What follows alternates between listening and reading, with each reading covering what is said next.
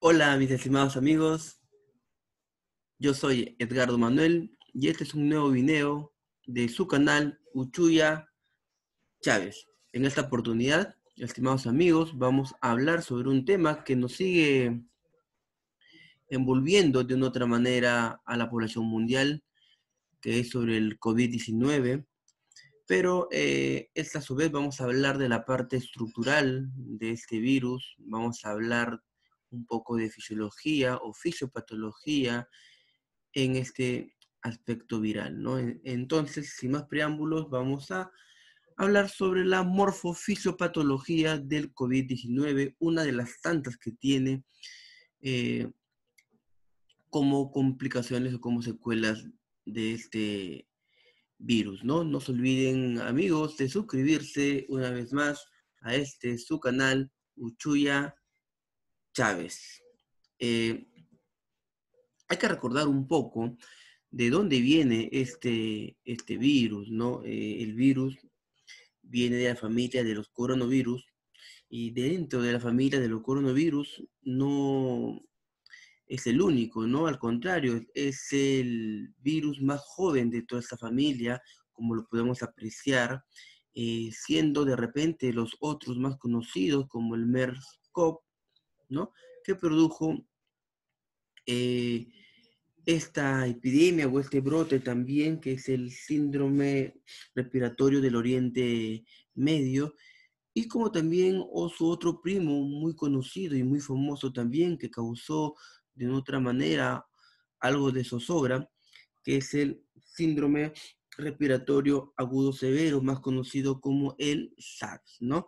Y hoy actualmente yo creo que sin menos pergaminos de los anteriores y a propio pulso se está ganando una nueva fama, ¿no? Este famoso eh, coronavirus, más conocido como el COVID-19, ¿no? Hay que recordar para ver un poquito de que vamos a entrar a la parte estructural, a la parte morfológica, conocer un poco la parte morfológica del virus. Hay que tener en cuenta que el virus es una agrupación supramolecular, ¿no? Que tiene muy características muy diferentes a lo que es una bacteria, ¿no? Tiene características parasitarias, intracelulares diferentes, una característica de mutación que es lo que generalmente puede complicar un tratamiento o una posible cura de un virus, ¿no? La capacidad de mutar, de apoderarse eh, de una otra manera del ciclo lítico de otras células es muy diferente a lo que es el proceso de una bacteria, ¿no? Tiene un proceso de replicación muy distinto, muy interesante, ¿no? Utilizando sus estructuras propiamente dichas y apoderándose al finalmente del mecanismo de acción o de la misma propia célula de la cual va a invadir, ¿no? Entonces, tomando de repente esa premisa y para recordar un poco de dónde proviene el COVID-19, estamos viendo en la familia de los coronavirus, pero eso lo hemos visto en el video anterior, ¿no? De la misma manera, lo que hemos visto en el video anterior es el nombre oficial, y hay que recalcarlo porque lo quiero que lo tengan bien claro, ¿no? El nombre oficial de este virus que nos está azotando en esta actualidad es el SARS-CoV-2, ¿no? Hay que recordar de la misma manera que el SARS-CoV-1, ese famoso SARS que se dio, ¿no? También en este siglo XXI, ¿no? El SARS es un síndrome respiratorio agudo severo, como le he mencionado, ¿no? Y es el nombre que el Comité Internacional para la Taxonomía de los Virus le ha dado oficialmente al virus, ¿no? Comúnmente nosotros lo conocemos como coronavirus, pero hay que recordar que el coronavirus es en general, ¿no? El coronavirus viene a ser la familia de ellos, ¿no? Pero el Comité Internacional para la Taxonomía de los Virus le ha dado oficialmente un nombre y su nombre oficial es el SARS-CoV-2, ¿no? Tomando esto bien en claro, ¿no? Eh, como un apelativo, entre comillas, nosotros lo podemos conocer también como el COVID-19, ¿no? ¿Y por qué, profesor? ¿Por qué COVID-19, ¿no? El COVID-19 es el nombre que se le está dando a la enfermedad que provoca la enfermedad por coronavirus en el año 2019 y esto lo introdujo la Organización Mundial de la Salud, ¿no? ¿Y de dónde sacó la OMS o la Organización Mundial de la Salud que se llame o que se abrevie de una otra manera este nombre oficial como COVID-19? Lo sacó del coronavirus disease 2019, ¿no? Tomando algunas siglas, como por ejemplo de la palabra coronavirus tomó la CO, de la cual lo estamos subrayando acá y lo estamos viendo, ¿no? Corona, de la parte de corona tomó la CO, de la parte de los virus tomó la VI, ¿no? En la parte de ICER, que es enfermedad, ya le dije, COVID-19 es el nombre de la enfermedad que provoca el coronavirus, ICER tomó la D y de las siglas de 2019 agarró simplemente 19 porque fue el año donde se conoció por primera vez este virus, ¿no? Entonces, partiendo de repente de esas premisas, ya nos damos cuenta de qué familia viene, cuál es su nombre oficial, cuál es, de una otra manera, la abreviatura que la OMS lo puso y de dónde sale esa abreviatura, ¿no? ¿Por qué ese apelativo de una otra manera, en términos mucho más criollos, para conocerlo, ¿no? Eh, Hoy en día vamos a profundizar un poquito más ahora de dónde proviene, ¿no? La emergencia de un nuevo coronavirus, esa emergencia del nuevo coronavirus va a provocar de una otra manera conocer a profundidad de dónde podemos conocer a ese virus o de dónde proviene, ¿no? Nos dice que este virus tiene un orden, ¿no? De los nidovirales, ¿no? Nidovirales, ortocoronovirae, también de otra manera es muy válido, de la familia de los coronaviridae, ¿no? Viridae, ¿no? Corona viridae, viene de una subfamilia que es también de los coronavirinae y tiene diferentes géneros, ¿no? Acá hay que entallarnos un poquito, hay que tomar una pausa, porque los géneros que provoca este virus va a marcar la diferencia si va a ser una enfermedad, sea por animales o una enfermedad que puede provocar a los seres humanos, ¿no? Entonces, acá lo más importante vendría a ser los géneros, ¿no? Y conocemos que existen 4 géneros como el alfa coronavirus, los beta coronavirus, los delta coronavirus y los gamma coronavirus. Vuelvo a repetir, ¿no? De esto nos vamos a dar cuenta de quiénes van a afectar este virus, si afecta a los animales o si afecta a los seres humanos, ¿no? Hay que tomar en cuenta que también que esta enfermedad o que este virus, más que nada, llamémoslos coronavirus, va a afectar también a los animales, a los diferentes ganados, a las aves, va a afectar a los perros, a los gatos, entre otros. Pero ¿quiénes afectan a cada uno de ellos? ¿No? Hay que tomar en cuenta que los dos primeros, como el alfa coronavirus y los beta coronavirus, van a afectar generalmente al ganado bovino, al ganado porcino, a los animales de compañía, como los perros, como los gatos, y obviamente los murciélagos, que es de repente el eslabón que va a unir de repente al virus y al ser humano, ¿no? Como un virus o como un animal zoonótico que va a permitir la enfermedad o que se produzca o que se introduzca el virus al cuerpo, sobre todo al ser humano, ¿no? Entonces, los dos primeros géneros, alfa coronavirus y los beta coronavirus, son los que van a afectar generalmente este tipo de animales como bovino, porcino, animales de compañías y los murciélagos, ¿no? Hay que tomar en cuenta que los animales están en constante relación con nosotros, ¿no? Con los seres humanos y por ende se pueden convertir estos como un vehículo para producir un virus zoonótico, como lo vuelvo a mencionar, y este ser infectado ¿no? Al hombre, ¿no? Y el hombre en general cuando ya tiene este virus tiene diferentes tipos, como le hemos mencionado, dentro de la familia del coronavirus, y no solamente el SARS-CoV-1 ni el MERS, ni el SARS-CoV-2, que es el que el actual nos está azotando, sino que hay COV22-9E, hay HCOV-NR63, etcétera, etcétera, que sin lugar a dudas van a afectar al hombre, pero diferente, con no tanta trascendencia o con no tanta importancia o relevancia en comparación de los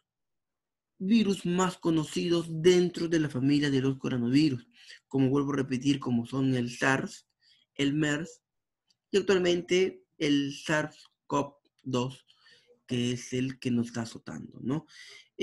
Por tomar otros géneros, tenemos a los delta coronavirus y a los gamma coronavirus, que generalmente van a provocar enfermedad en aves, ¿no? Y en grandes mamíferos marinos, que de repente no hay una estrecha o una cercana relación con el hombre y por lo tanto queda un poquito de lado con una posible vinculación de una enfermedad del hombre, ¿no?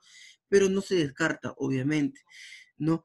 Eh, Acá hay también un pequeño resumen de unos beta coronavirus, ¿no? Que generalmente los beta coronavirus son los más peligrosos o los que han tenido una mayor relación con el proceso de enfermedad con el hombre, que es el SARS y el MERS que hemos mencionado, ¿no? El SARS, vuelvo a repetir, es el síndrome respiratorio agudo severo o grave, y el MERS es el síndrome respiratorio grave asociado al Medio Oriente, ¿no? Y bueno, ya le mencioné que existen otros tipos que afectan también al hombre, pero es que de repente no han tenido una gran relevancia o importancia a nuestra especie, ¿no? ¿No? Y este es el actual, ¿no? El actual es el beta coronavirus que también está infectando al hombre, que es lo que se ha producido o se ha iniciado en China, en la provincia de Wuhan, causando hoy bastante innumerables pérdidas humanas, ¿no? Entonces, este es un pequeño resumen de dónde vienen, como su orden, su familia, y lo más importante, qué géneros atacan directamente al hombre, y hemos quedado en claro en esta diapositiva que los beta coronavirus son los que afectan en su mayoría, ¿no? Eh, Recordando una vez más el coronavirus, el origen, que fue la primera presentación de este su canal, Uchuya Chávez, sin lugar a dudas es imposible predecir cómo evoluciona un virus, ¿no? Eh, de repente pudo haber mutado de un murciélago a otro, o que del murciélago donde se sospecha dio el salto a otra especie, ¿no?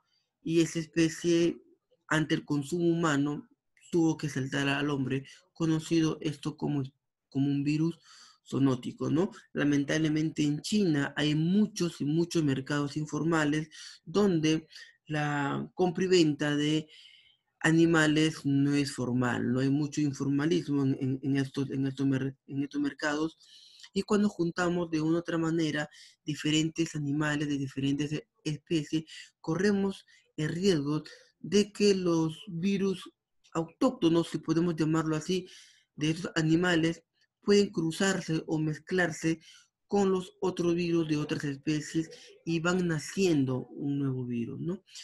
Que puede ser en este caso un virus zoonótico, que a la vez ante el consumo humano podemos ingerirlos y pueden causar enfermedad, ¿no? Lo que pasó generalmente con el SARS, ¿no? Con el síndrome respiratorio agudo severo, ¿no? Eso fue lo que pasó con el SARS, es que el murciélago, sin lugar a dudas, un principal eslabón, como lo voy a repetir, eh, saltó a otra especie, en este caso saltó a una civeta, que es un animal, ¿no?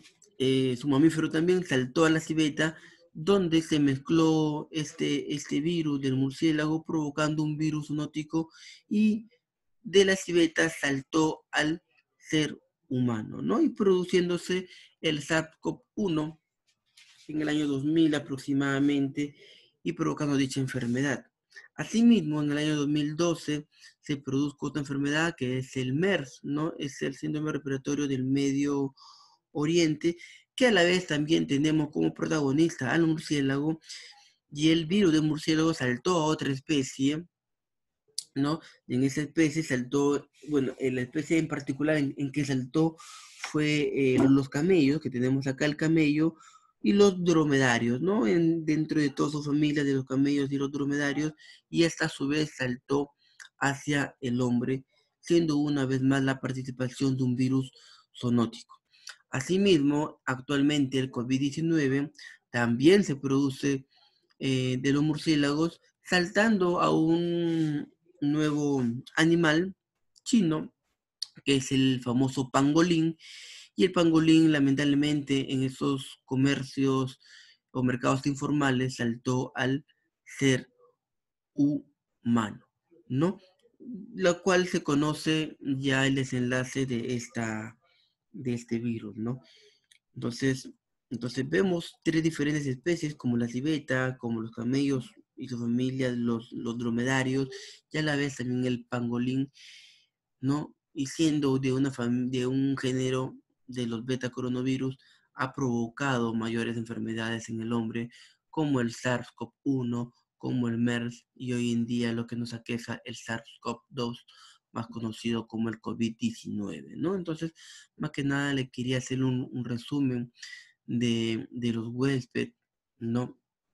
De cómo se está transmitiendo y cómo los virus zoonóticos son los principales eh, virus, por llamarlos así, que están provocando estas enfermedades, ¿no? Entonces, de una otra manera, la forma de acabar con estos cruces o con la creación de estos virus zoonóticos es de repente no tener animales en un mismo lugar de diferentes especies, porque corremos el riesgo que estos virus muten, que estos virus cambien y se puedan generar nuevas especies de virus, nuevas especies de virus que puedan afectar al ser humano.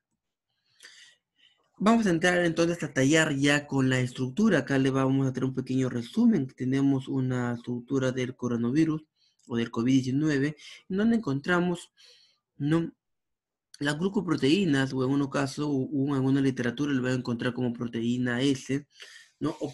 Y proteína S porque deriva su nombre de la proteína o glucoproteína spike, ¿no? ¿No? Acá están, son los que sobresalen, estos protuberancias de otra manera que sobresalen son las proteínas S, ¿no? Asimismo, también tenemos una membrana proteica que envuelve a este virus. Recuerden que tienen una envoltura estos virus, ¿no? Si tiene una envoltura, una membrana, va a estar generalmente compuesta por proteínas, ¿no? Receptoras, ¿no? Que van a transmitir. También va a tener una envoltura lipídica y todo ello, ¿no? Lo vamos a entrar a tallar en las siguientes diapositivas para no tratar de marearlos un poco, ¿no? Tiene también una membrana proteica, como le he mencionado, tiene un dímero de amaglutinina esterasa, ¿no?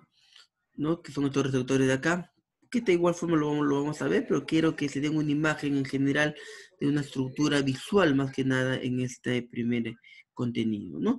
Tiene también proteínas llamadas proteínas S que están generalmente cubriendo o protegiendo al ARN, ¿no?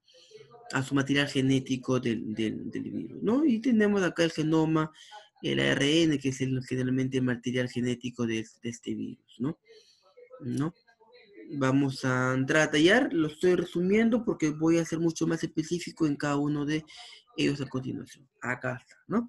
Entonces vamos a hablar de un poquito de ellos y conocer un poquito la fisiología de estas estructuras y por qué ataca así para llegar al final a un desenlace fisiopatológico más común. Ya recuerden que las complicaciones o secuencias de este virus son diversas. Ahora se ha producido un cuadro sistémico general, es decir, va a atacar ahora diferentes órganos y diferentes de ellos. Su proceso va a ser totalmente distinto, pero el más conocido de este coronavirus es el proceso que causa la neumonía, ¿no? Un proceso de presión respiratoria y por lo tanto en esta oportunidad vamos a hablar de la parte fisiopatología relacionada a la parte respiratoria, ¿no? Específicamente la neumonía, ¿no? Pero eso es más adelante, vamos a hablar ahora de las estructuras.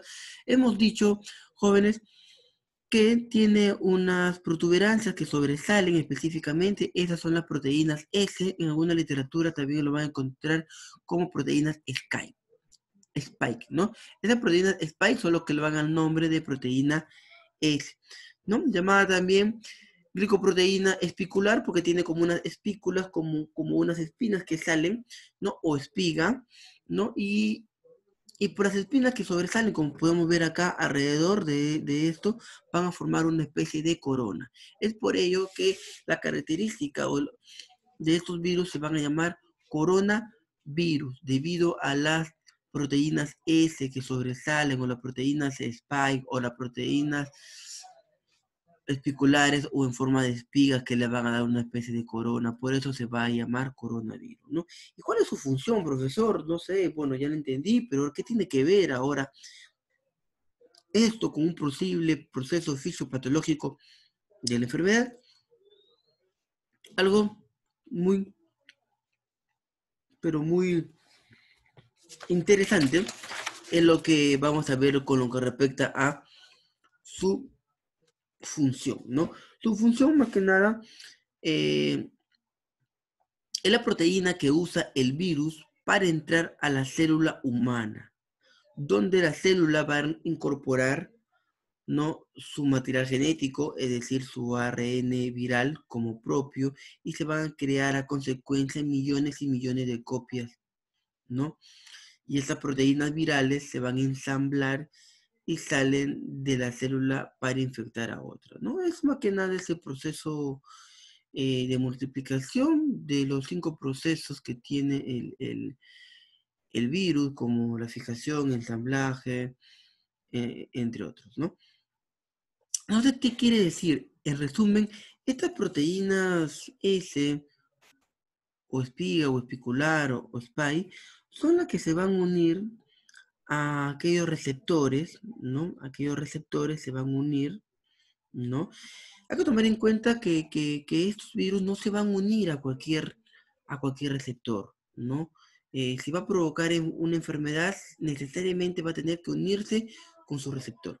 En este caso, el receptor que va a permitir la unión de esta proteína es el, el ECA2, ¿no? La enzima convertidora de angiotensina 2, ¿no? Es el único receptor la cual este virus se va a poder unir. No se va a unir con otras células.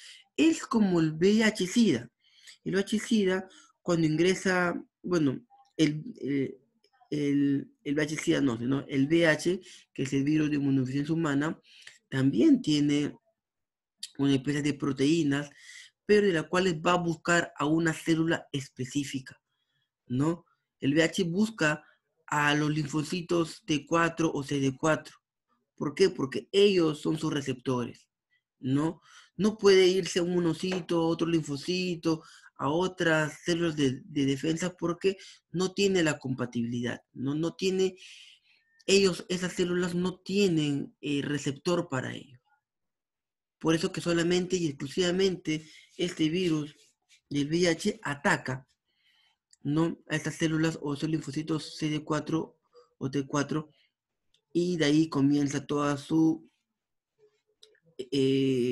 fijación, todo su apoderamiento de material genético de esa célula, y va a producir millones y millones de réplicas y por lo tanto se va a seguir multiplicando.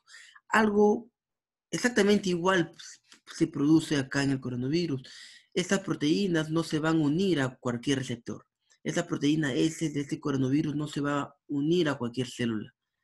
Se va a unir específicamente a células que tengan su receptor. ¿Y cuál es ese receptor? Ese receptor es el ECA2, enzima convertidora de angiotensina 2, ¿no? Que generalmente se encuentran en algunos órganos como el intestino, riñón, los pulmones. Y he ahí el inicio de repente de la neumonía, ¿no? Entonces, recordad, función va a entrar a la célula humana mediante esos receptores, el ECA2, donde se va a producir todo su proceso lítico, como la fijación, como el ensamblaje, se va a replicar, ¿no? Se va a multiplicar hasta producir la expulsión de los millones y millones de células que puede producir, ¿no? O que puede infectar, apoderándose obviamente de su material genético de la célula buena, en este caso, se apodera de su mecanismo de acción y va a producir miles y miles de réplicas, ¿no? Entonces, primera función de esta proteína, la recepción, la unión para que pueda producirse la infección, ¿no? Es por ello, bueno, tomando de repente quedando acá, es por ello que el jabón, por ejemplo, actúa en estos receptores, ¿no? Va a eliminar la recepción de este coronavirus, produciendo que no se infecte o que no se produzca de repente la multiplicación de ellos o que este coronavirus no tenga con quién fijarse, con quién unirse o a quién invadir, ¿no? Entonces, al no tener a quién invadir este virus, el virus queda en el limbo, queda en el aire y no se va a producir la patogenia, ¿no? ¿No? Eh, Otra estructura, como hemos visto, son la proteína N, ya jóvenes. La proteína N, también llamada la proteína de la nucleocapsia, bueno, este es su verdadero nombre, lo puede encontrar con términos mucho más simples como proteína N. ¿Cuál es, profesor? Esta es la proteína N, ¿no? Este rojito de una otra manera, la proteína N es la que va a envolver, la que va a proteger. ¿Y aquí va a proteger? Va a proteger al ARN.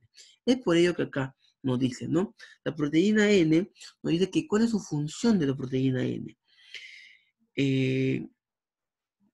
Oculta al ARN frente al sistema inmune y dirige el genoma al complejo de replicación y de transcripción. Muy, pero muy importante la función de esta proteína N. Ustedes han visto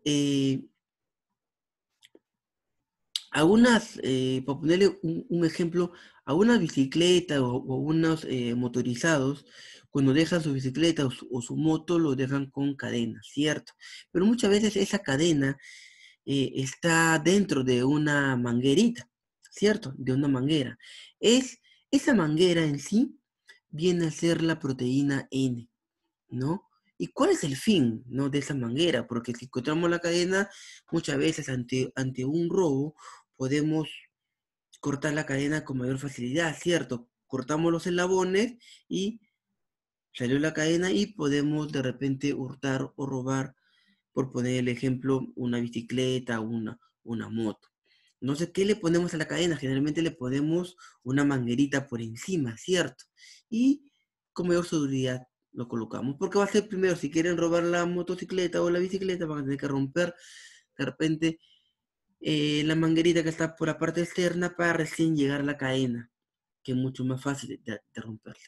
Es exactamente muy parecido lo que ocurre con la proteína N. La proteína N viene a ser la manguera en este caso, ¿no? La manguera que va a proteger a quién, que va a proteger a la cadena. Y esa cadena viene a ser una cadena de ARN, ¿no? ¿No? Y ¿cuál es lo más importante? Lo más importante es el ARN, pero también a la vez también es lo más débil, ¿no? Es débil también. Entonces va a proteger, lo va a ocultar de otra manera frente al sistema inmune. Cuando el sistema inmune lo ve, va a pensar que es una proteína que no tiene importancia, sin saber que dentro de ella está la cadena del ARN, ¿no? Y es el ARN la que va a introducir, ese es el genoma, bueno, es el genoma del ARN, va a introducir para posteriormente apoderarse de la célula y tener como fin una replicación y una transcripción y generación de miles y de miles de células, ¿no? Eso es más que nada, para hacer un comparativo, eso es lo que produce, ¿no? Esta proteína N y cuál es su función, ¿no? Entonces recuerden, este viene a ser la proteína N, este rojito, y ven este hilito blanco, viene a ser ya el ARN, ¿no? Entonces, sigamos, también tiene estructuras como la proteína M. La proteína M es la más grande que estamos acá de la membrana, esto verdecito que encontramos acá, que obviamente también tiene un proceso de función que va a ayudar de una otra manera también a la fijación de este virus, ¿no? Son las más grandes. Y las más pequeñitas, como los amarillitos que encontramos acá, son las proteínas E. ¿No? La proteína E, la más pequeña dentro de la envoltura, pues tenemos la envoltura, ¿ves? Dentro de la envoltura tenemos dos proteínas, la M que es la más grande y la E que es la más pequeña. Y de igual forma, esta proteína E va a ayudar a infectar a otras células como proceso de fijación sobre todo también. Otras estructuras que también presenta este COVID-19 es el famoso dímero de hemaglutinina esterasa, no más conocido como HE. ¿Qué es estos que están acá? Que lo podemos visualizar, esto celestito. Este es. ¿Y qué es exactamente la HE o el dímero de hemaglutinina esterasa? Es una glucoproteína cuya función es ayudar también a la fijación y a la destrucción de ciertos receptores de ácido sálico que se encuentran en la superficie de las células del huésped. ¿Qué quiere decir con esto? Muchas células contienen en su membrana también como especie de protección, ¿no? Ciertos receptores también, ¿no? Que están compuestos por ácido sálico, ¿no? Entonces, este dímero de hemaglutinina esterasa lo que va a producir es que va a ayudar a la célula invasora a fijar y a la vez también a destruir esos receptores para que sean una más fácil la fijación de este virus, ¿no? Asimismo, contiene una envoltura viral, que es la envoltura que está compuesta por lípidos, por glicoproteínas también, y también contienen el material, ¿no? ¿No? De material genético que es el ARN, ¿no? ¿Qué va a hacer esta envoltura viral? Y no hablamos de la proteína N, sino de la envoltura general, que es todo esto, la envoltura viral, ¿no? ¿No? La envoltura, que es también lo que el jabón también lo que va a hacer, por eso que es muy importante lavarse las manos, porque como está compuesto de lípidos y de glicoproteínas, el lavado de manos o el jabón también va a destruir esta envoltura, y al destruir esta envoltura, obviamente queda expuesto su material genético y se va a destruir este virus. Entonces es por ello la gran importancia del lavado de manos, ¿no? Y de esos componentes que van a ayudar a la desinfección, ¿no? ¿Por qué? Porque va a actuar exactamente en los lípidos de esta envoltura y la va a destruir, ¿no? Pero ¿de qué están compuestos esta estructura? Lo que estamos viendo de lípidos, glicoproteínas, que van a proteger de una u otra manera también al material genético, ¿no? Lo envuelve, pero son susceptibles como detergentes, como el jabón. Entonces el jabón va a actuar también acá, específicamente va a destruir la envoltura del virus y por lo tanto no se va a producir enfermedad. Es esto rojito que está atrás, ¿no? Ya hemos hablado, esto que es jóvenes, ¿se acuerdan? ¿Se acuerdan que le dije el ejemplo como una manguerita que va a proteger una cadena de la bicicleta y de la moto? Ya bueno, esto es lo que podemos ver a simple vista, ¿no? Viene a ser la proteína N. Y dentro de esa proteína N está su material genético que viene a ser en este caso el ARN, ¿no? Ya para acabar, ¿no? Bueno, ese es también, bueno, acá hemos entrado de nuevo a tallar la proteína de la nucleocápside N, que es la proteína N. Así se ve, jóvenes, ¿ya? Pero ante su forma helicoidal se va enroscando y se va formando como una capa protectora, ¿no? Dejando en medio o dentro de ella a la ARN. Y para enfatizar, es un ARN también, que me olvidaba, es un ARN monocatenario positivo, es un material genético, ese ARN es de material genético de simple hebra del virus, ¿no? Es de una sola hebra, no son dos hebras, como en algunos casos, ¿no? Es una hebra simple, como podemos ver, ¿no? Una hebra protegido por la proteína de nucleocápside N o proteína N, que también se llama, esto ya lo hemos mencionado solamente para recalcarlo, ¿no? Que va a proteger y se va a enroscar, ¿no?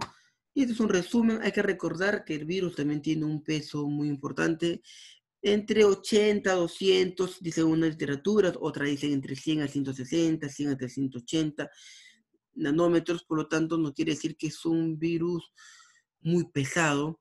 Es por ello el distanciamiento social, que de repente al hablar, al estornudar o al conversar o al toser emanamos esas partículas de Fuchs que pueden contener este virus, pero por ser pesados, entre 100 y 160 nanómetros, su supervivencia o su estadía en el aire, si podemos llamarlo así, va a ser de muy corta por ser pesado y por lo tanto va a caer. Por lo tanto, se dice que lo adecuado de distanciamiento social debe ser adecuado de un metro, metro y medio, o lo ideal a 2 metros de distanciamiento, porque es lo que se hace según estudios científicos, lo que se ha dicho, que ante la expulsión de este virus y por su alto peso, va a caer, ¿no? Entonces no puede, pero si estamos a menos de 1 metro, obviamente que va a llegar, ¿no? 1 metro, metro y medio y lo ideal 2 metros, no va a llegar por su pesito y va a caer y se encontraría solamente en el piso y sería cuestión de desinfectar como aquellos detergentes, lejías, cloro y todo ello, desinfectar nuestras prendas, nuestros zapatos para no transportar el virus, ¿no? Eso es lo que nos dicen, ¿no? Pero yo creo que todos estamos acá de una otra manera para hablar de la fisiopatología, ¿no? Como hemos dicho, una persona infectada que estornuda, que tose, que habla, va a emanar partículas virales, va a expulsar este tipo de partículas virales, conocido como gota de Fuchs, ¿no? Que acá está, ¿no? Entonces, acá supongamos que una persona X está infectada, es portadora, estornuda, es positiva al coronavirus, ¿no? No tiene las medidas preventivas, ¿no? Y expulsa mediante la tos, el estornudo, al hablar, la gotita de flush. ¿Y qué está expulsando, jóvenes? Está expulsando al coronavirus, ¿no? Al coronavirus, más conocido como el COVID-19. Este COVID-19 no va a estar en el ambiente y si estamos a menos de medio metro o de una otra manera, estamos muy cerca de ellos, va a ingresar a nuestro organismo. Pero hemos dicho que este virus tiene algunas estructuras. ¿Se acuerdan cómo se llama esta estructura, jóvenes? Claro, se llama la estructura, ¿cómo se llama? Spike, ¿no? O S, ¿no? Estas estructuras S, como el ejemplo del VIH, tiene que buscar específicamente a un receptor. No se va a producir enfermedad si no se receptor, no, si no se fija, ¿no? ¿Con quién? Con el famoso ECA2. Entonces, el virus de coronavirus, a través de su proteína S, ¿no? Se va a fijar con el receptor ECA2, que es una enzima convertidora de angiotensina 2, ¿no? El virus encaja sus proteínas S en los receptores ACE, términos en inglés, de la célula. Una vez que se hace ese proceso de la fijación, jóvenes, que es un proceso viral, ese primer proceso viral, entonces va a introducirse a nuestro cuerpo. ¿Ok?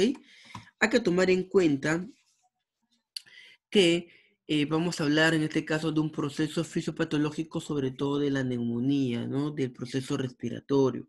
Hemos dicho que estos receptores jóvenes, no solamente se encuentran en los pulmones, se encuentran también en los riñones, en los intestinos.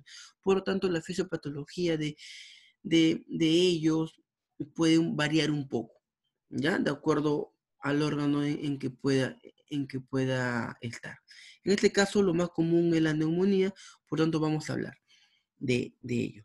Hay que tomar en cuenta también un poquito de anatomía, cómo está estructurada, ¿no? Nuestro pulmón o en este caso nuestros alvéolos, que es lo que netamente va a atacar, ¿no? Encontramos acá estos rojitos que están por debajo, jóvenes, son las células endoteliales, por eso le he puesto acá, he tratado de graficarle la anatomía para que sea mucho más dinámico. Estos se llaman células endoteliales dentro de, bueno, células endoteliales y también tenemos células del epitelio alveolar. Imaginemos, jóvenes, que estamos en el alveolo, que el coronavirus ya entró a nuestro cuerpo y está buscando como loquito, está buscando ¿a quién? Está buscando a su receptor, a los ECA2. Entonces, en las células del epitelio alveolar, ¿no? Que en las células del epitelio alveolar que están conformados generalmente por los neumocitos tipo 1, que está, ¿cómo se llama? Que está enfocada, bueno, que tiene los neumocitos tipo 1 y tipo 2, ¿no? Acá imagínense que tenemos la célula de epitelio alveolar, acá están presentes los neumocitos tipo 1, los neumocitos tipo 2, ¿no? Y abajo de ello tenemos nuestra membrana basal, ¿no? Célula de epitelio alveolar, membrana basal y tenemos las células endoteliales. Entonces, eso es lo normal, esto es la estructura natural de los alvéolos. Entonces ingresa el coronavirus, está buscando como loco, le digo, como loquito, está buscando a quién, a su receptor. Entonces, acá, lamentablemente, estas células del epitelio alveolar tienen ECA2, tienen receptores ECA2. Por lo tanto, el virus se va a fijar a esos receptores, ¿ves? Esta célula del epitelio alveolar tiene su receptor ECA2, su receptor ECA2 y su receptor ECA2. El virus viene, lo va a buscar y se fija. Al fijarse, ¿qué ocurre? Acá estamos, ¿cierto? Esta es la imagen anterior. Al fijarse, ¿qué ocurre, no? Acá ya se fijó, el virus encaja sus proteínas S en los receptores ECA2 de la célula y una vez encajado, el virus introduce su ¿qué? Su proteína N. ¿Y qué hay dentro de la proteína N? ¿Se acuerdan, jóvenes? Dentro de la proteína N está su famoso material genético o su genoma ARN monocatenario positivo de una hebra simple. Entonces va a ingresar su material genético, su ARN, y este ARN va a continuar con todo el proceso, con el ciclo viral, ¿no? Que corresponde, provocando, apoderándose de esta célula, de su mecanismo de acción, ¿no? Obviamente siguiendo protegido, ¿no? La célula entiende que el ARN del virus es propio, ¿por qué? Porque está protegido de otra manera por la proteína N, no lo reconoce, lo toma como tal la célula y crea millones y millones de copias y crea millones y millones de copias iguales, produciéndose la réplica y la reproducción de proteínas virales al mismo. Entonces, estos componentes crean nuevos virus y salen a la célula infectando a otras. Cada virus puede recrear o puede crear entre 10.000 a 100.000 copias, jóvenes. Imagínense la cantidad de virus que podemos tener simplemente con un coronavirus en este caso, ¿no? Entonces mire cómo ocurre, jóvenes. Introduce, se fija a las células ECA2, introduce su material genético, la célula no buena en este caso la va a reconocer como tal, no lo destruye, la toma como tal y por lo tanto va a ser el ambiente donde se va a producir miles y miles de copias y esas miles y miles de copias después van a romper, van a salir de esa célula para seguir infectando. Este proceso que le he mencionado, jóvenes, va a provocar en el organismo un proceso, va a provocar una respuesta inflamatoria y un efecto citopático. ¿Cómo es eso de la respuesta inflamatoria, profesor, y un efecto citopático? Le voy a mencionar.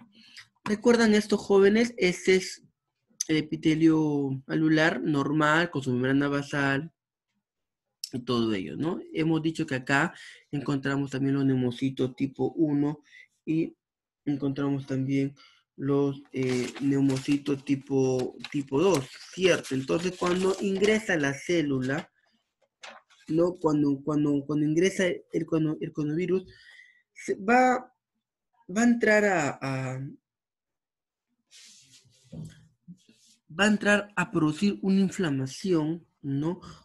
Una inflamación Esto lo normal se va a inflamar, porque ya entró, se va a inflamar, va a producir una inflamación, una destrucción de los neumocitos. ¿Qué tipo de neumocitos? Tipo 1 y tipo 2. Profesor, yo no sé cuál es el linfocito tipo 1, o no sé cuál es el linfocito tipo 2, o qué función tiene. Bueno, para recalcar un poquito, los neumocitos tipo 1 son un poquito más planos, está compuesto cerca de un 90% de todo el epitelio alveolar o de toda la superficie alveolar. Son muy susceptibles al daño, ¿no? Eso es lo tipo neumocito 1. Pero en este caso, los neumocitos tipo 2 son mucho más cuboidales, como lo podemos observar acá. Entonces, generalmente van a atacar a ellos, son más cuboidales, son un poquito más resistentes a los agentes patógenos, ¿no? Pero cumple una función muy importante dentro del proceso respiratorio, que es la producción de surfactantes, ¿no? Surfactantes nos va a ayudar al intercambio gaseoso, a la maduración pulmonar, ¿no? También tiene una función de transporte de iones, ¿no? ¿No? Y va a causar también un tipo de diferenciación con los neumocitos tipo 1 durante la fase de la reparación de este epitelio alveolar, ¿no? Si bien es cierto, dentro del epitelio alveolar tenemos mayor cantidad de neumocitos tipo 1, pero el neumocito tipo 2 cumple de repente una función más importante, ¿no? Como que he mencionado, como el transporte de iones, como regenerar de nuevo eh, a estos linfocitos tipo 1 porque son mucho más débiles como le he mencionado, el tipo 1, como brindar un surfactante para la maduración pulmonar, para intercambio gaseoso y todo eso, ¿no? Entonces, cuando ingresa el, el, el virus, ¿no? Va a destruir o va a destruir todo esto, ¿no? Entonces va a destruir los neumocitos, lo va a hinchar, lo va a degradar, lo va a destruir, ¿no? Produciéndose una apoptosis, ¿no? Una apoptosis, ¿no?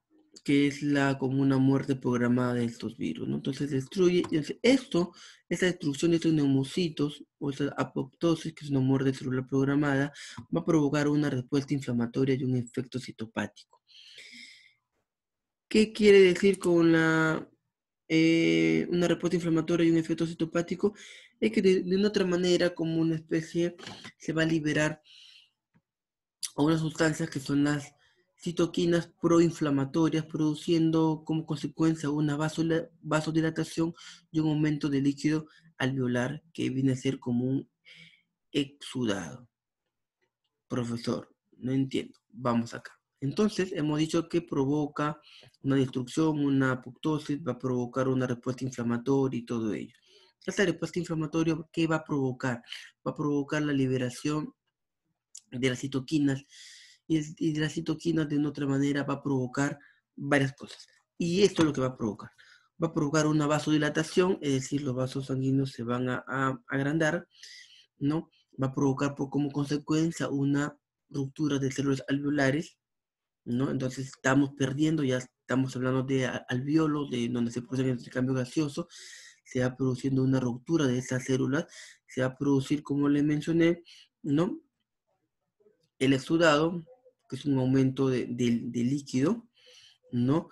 Se va a producir también la formación de de membranas hialinas, ¿no? Que eso lo voy a, que es como como una permeabilidad, ¿no? Y se va a producir el síndrome respiratorio agudo severo. Entonces, jóvenes, esto es todo lo que va a provocar la liberación de las citoquinas.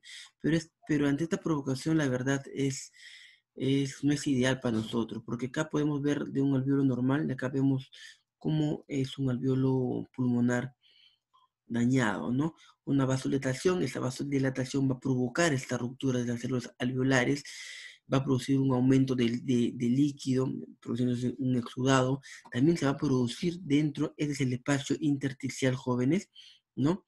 Fuera de la célula, recuerden, hay un espacio intercelular, ¿no? Es del espacio intersticial. Esto se va a producir un edema, ¿no? Se va a producir también la formación de membranas, ¿no? De membranas hialinas, y se va a producir como consecuencia también el famoso síndrome respiratorio agudo severo. Pero ante este alveolo ya dañado, ¿no? ¿No?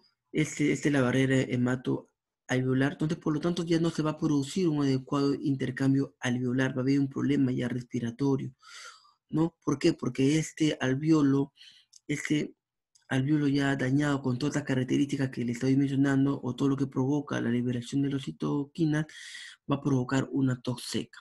Y es una de las síntomas de esta patología. ¿Y por qué tos seca, profesor? O sea, ¿por qué se produce tos seca?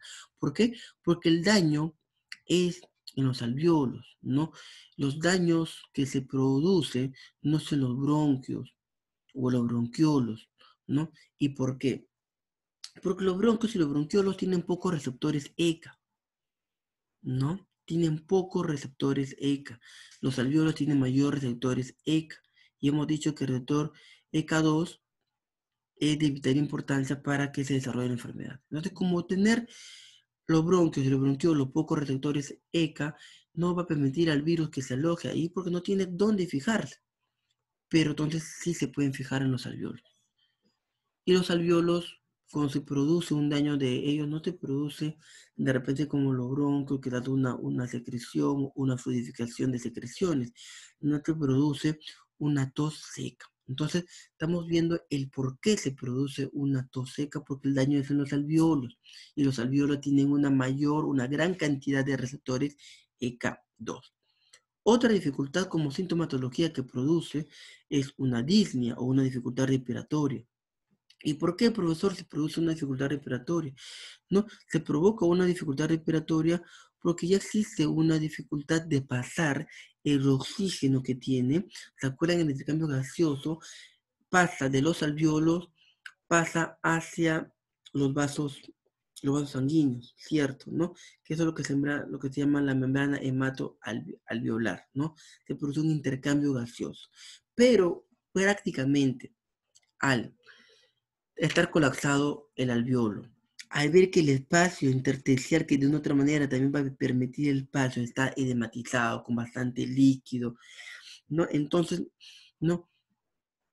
Teniendo los alvéolos una mayor concentración de oxígeno y por tanto no poder brindarle o no poder darle a los vasos sanguíneos y de los vasos sanguíneos vaya a todo el cuerpo, no se va a provocar una dificultad o una disminución de oxígeno en nuestra sangre, ¿no?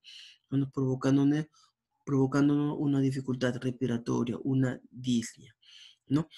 Y esto a su vez, si tenemos una disnea o una dificultad respiratoria, porque se va a producir una dificultad del paso de oxígeno a la barrera hematoalveolar y esta barrera a todo el cuerpo, no se va a producir una ira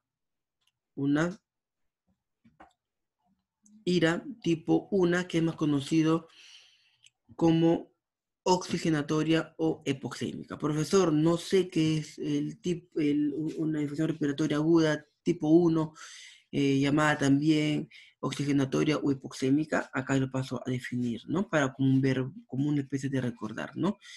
Este tipo de ira tipo 1 es una hipoxemia que es hipo bajo, semia es no oxígeno en la sangre, ¿no? Por eso que se llama oxigenatoria, ¿no? Con una presión parcial de CO2 bajo de lo normal. Además, este tipo de ira va a tener una gradiente alveolo-arterial de oxígeno incrementado, ¿no? Y la presión parcial de CO2 es menos de 60 milímetros de mercurio, ¿no? Entonces, estas tres características tienen que pasar y estas tres características ocurren dentro de los alvéolos para que después también se produzca una infección respiratoria aguda tipo 1. Es por ello que nos falta oxígeno, es por ello que es hipoxémica, jóvenes. Por esas tres características que ponemos acá en este cuadrito. Es por ello que nos falta el aire, es por ello que se puede complicar, es por ello que tenemos disnea, que nuestra saturación de repente cuando vayamos es menor de los 90, tenemos una dificultad respiratoria, no, nos falta oxígeno y por como consecuencia de todo ello no hay oxígeno también, etcétera, etcétera. Entonces, esto es lo que ocurre, mira, cuando daña, cuando produce una vasodilatación, cuando está ruptura de nuestras células alveolares, cuando hay un exceso de líquidos en los alveolos, cuando hay un edema intersticial, cuando ya se están formando las membranas hialinas, cuando ya existe un un síndrome respiratorio agudo severo, qué es lo que nos produce tos seca, y la tos seca nos produce porque hay daño en los alveolos. ¿Y por qué en los alveolos específicamente? Porque ahí hay mayores receptores ECA, produciendo una disminución de oxígeno en estos alveolos, provocando una dificultad respiratoria y una disnea. Y al disminuirse ese oxígeno, no se va a producir el intercambio gaseoso, por lo tanto el oxígeno va a tener dificultad de pasar una barrera hemato alveolar, ¿no? Y por lo tanto, si no pasa esa barrera, no se va a distribuir oxígeno a todo el cuerpo, provocando un tipo de infección respiratoria, no, insuficiencia respiratoria aguda de tipo 1, específicamente oxigenatoria o hipoxémica, de la cual no va a causar un daño. Ante todo este daño que ya existe por causa del virus, jóvenes, nuestro cuerpo aún así tiene que actuar. Nuestro cuerpo aún así va a producir un mecanismo de compensación, va a tratar de compensar todo eso. Pero muchas veces la cura resulta ser más trágica o más dañina que la enfermedad. Entonces, ¿qué hace? Hemos dicho que uno de los factores, una de las funciones del neumocito tipo 2 es regenerarse, ¿no? ¿Regenerar qué? Regenerar el epitelio alveolar. Una de las funciones, un surfactante, transporta iones, ayuda al neumocito tipo 1 que se regenere y va a ayudar a regenerar todo el epitelio alveolar. Pero es ahí, creo yo, el gran error que cometemos o de estas células. Al ver todo este daño que ya le he mencionado, entonces, ¿qué hacen los neumocitos 2? Que son mucho más resistentes, incluso jóvenes, ¿no? He dicho que los neumocitos 2 son mucho más resistentes. ¿No? El 1 es mucho más, el neumocito tipo 1 es más frágil. El neumo 2 es más resistente. Al ver que ya estamos colapsando, que estamos perdiendo, que estamos destruyendo a los neumocitos, que casi nuestro epitelio alveolar está colapsando y pasando todo lo que le hemos visto en la diapositiva anterior, ¿qué hace? Como mecanismo de compensación va a generar o va a regenerar un nuevo epitelio alveolar.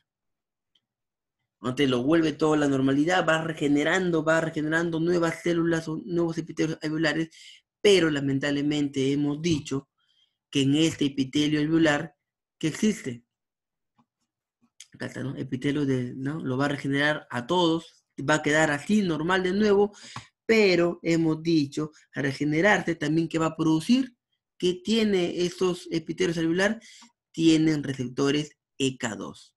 Y por lo tanto, va a tener como lógica a regenerarse nuevos receptores EK2. Y esos receptores EK2 es la principal vía de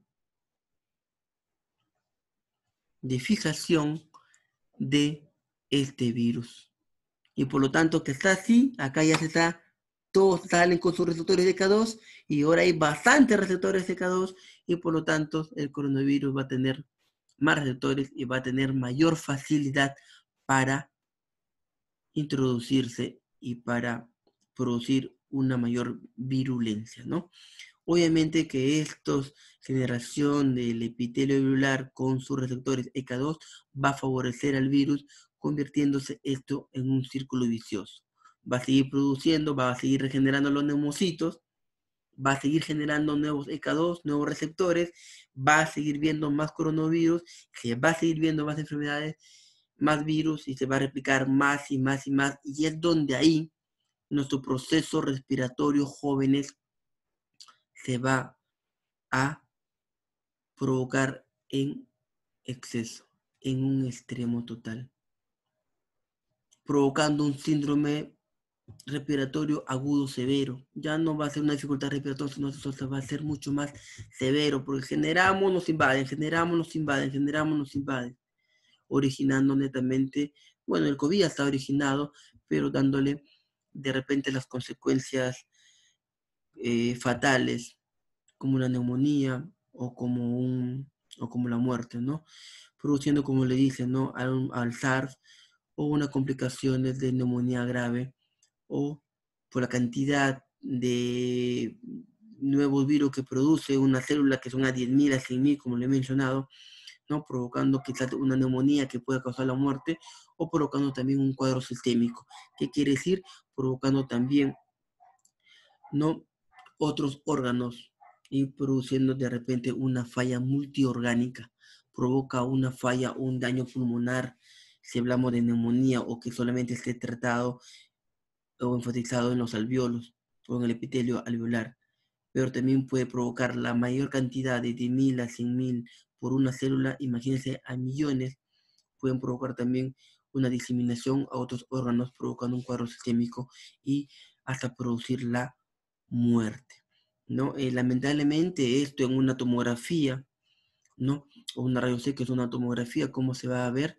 Se va a ver como un infiltrado, ¿no? Generalmente se va a alojar, ¿sabe? Un infiltrado que hemos dicho que va a provocar un edema pulmonar, un edema intersticial también de tipo cardiogénico, que va a producir también un distrés respiratorio, que es una dificultad, ¿no? Se va a alojar, tiene una característica, si tomamos una radiografía o una tomografía, ¿no?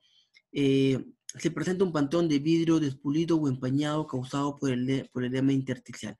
Hemos dicho que el daño que ya tiene un edema intersticial se ve en los pulmones y a una radiografía va a salir como opaco, ¿no? Así como se empañan los vidrios, ¿no?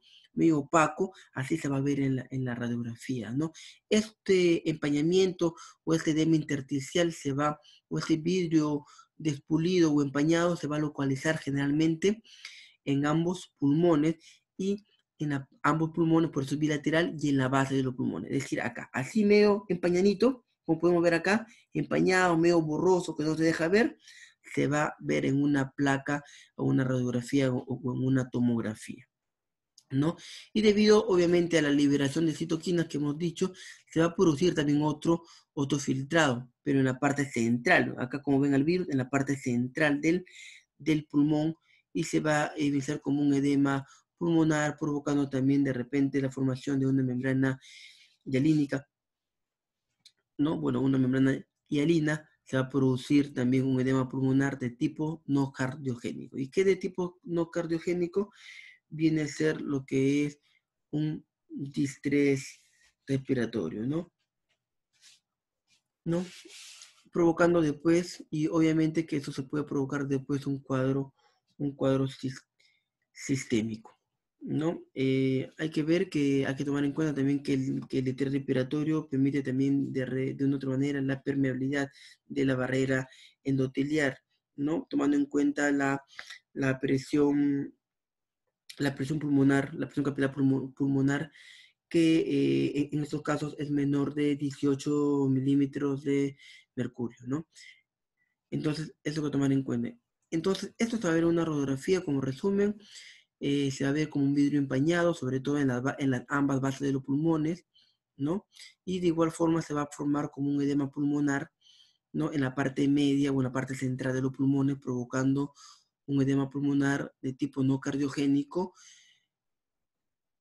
¿no? Que viene a ser un distrés respiratorio, y esto a su vez no puede provocar un cuadro sistémico, y esto se va a diseminar a todas las partes del cuerpo, ¿no?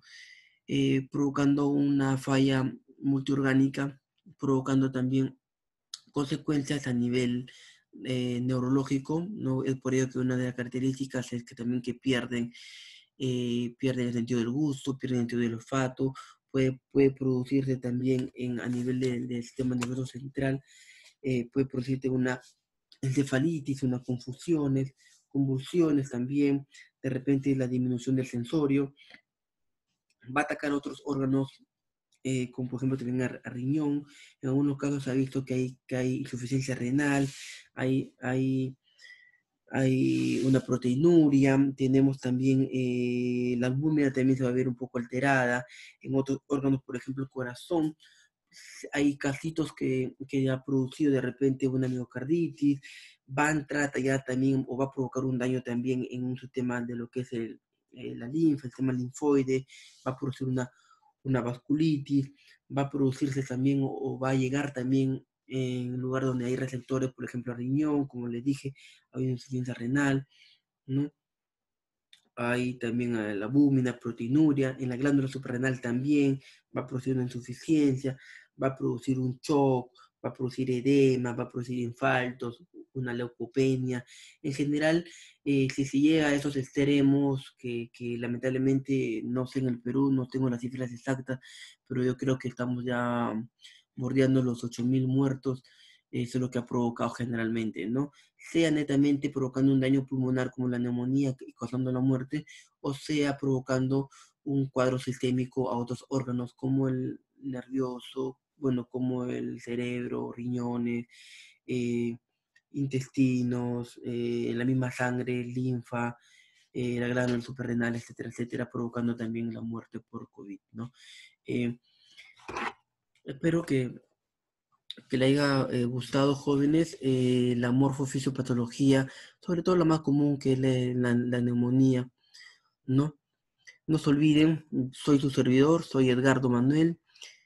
Este es el tema que hemos hablado, la morfofisiopatología del COVID-19. Y no se olviden, por favor, de suscribirse a este su canal, Uchuya Chávez. Saludos a todos, jóvenes. En estos días estaremos colgando otro video. Bye. Gracias. Cuídense. Un abrazo.